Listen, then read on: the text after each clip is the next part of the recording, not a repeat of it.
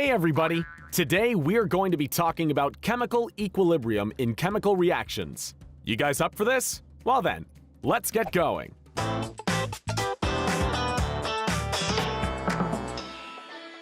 We'll start off with a chemical reaction. Easy peasy. The reactants, hydrogen and iodine, are dumped together and we get hydrogen iodide. So far, nothing to write home about.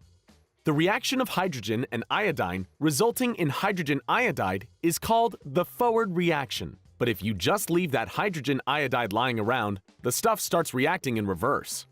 Meaning, the hydrogen iodide turns back into hydrogen and iodine. And so, we call this reaction the reverse reaction. In a chemical reaction, if a forward and a reverse reaction occur at the same time, we're dealing with an equilibrium reaction. The important thing here is the reaction rates are in equilibrium. This means that the reaction rate of the forward reaction is the same as that of the reverse reaction. The forward reaction creates the same amount of product that gets consumed in the reverse reaction. That's really not so hard now, is it? To visualize all of this, picture a set of scales. When the reactants are mixed together, they react to create products.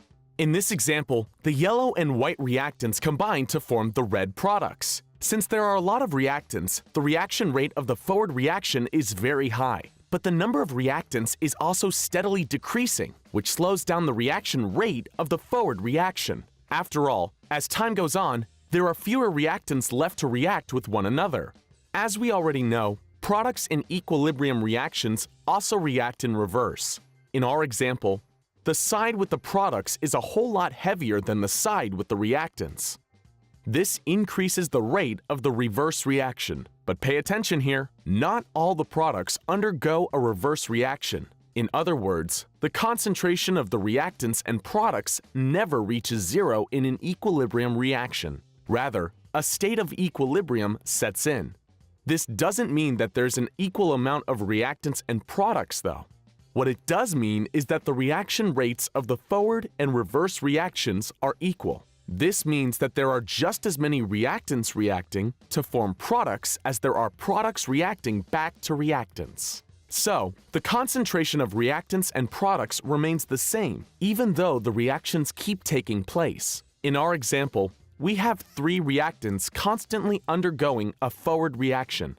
And, at the same time, there are always 3 products involved in the reverse reaction. So, the reaction rate is in equilibrium. Let's step back from our visualization to some dry theoretical chemical notation.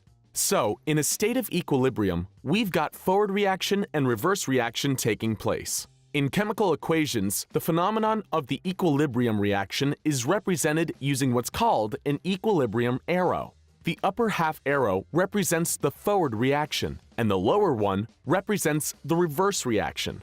Well then, what do you need to remember about equilibrium reactions? At any rate, you should remember that chemical equilibrium reactions always consist of a forward reaction and a reverse reaction taking place at the same time. Makes sense, doesn't it? It always takes at least 2 things to even have an equilibrium in the first place. The reaction rates of both reactions, that is, of the forward reaction and reverse reaction, are in a state of chemical equilibrium. However, how do we describe an equilibrium reaction from a chemical point of view? And what does the Kc value stand for? In other words, what does an equilibrium constant represent? You'll find answers to all these questions in the video about equilibrium constant. You should definitely have a look. Have fun and go for it!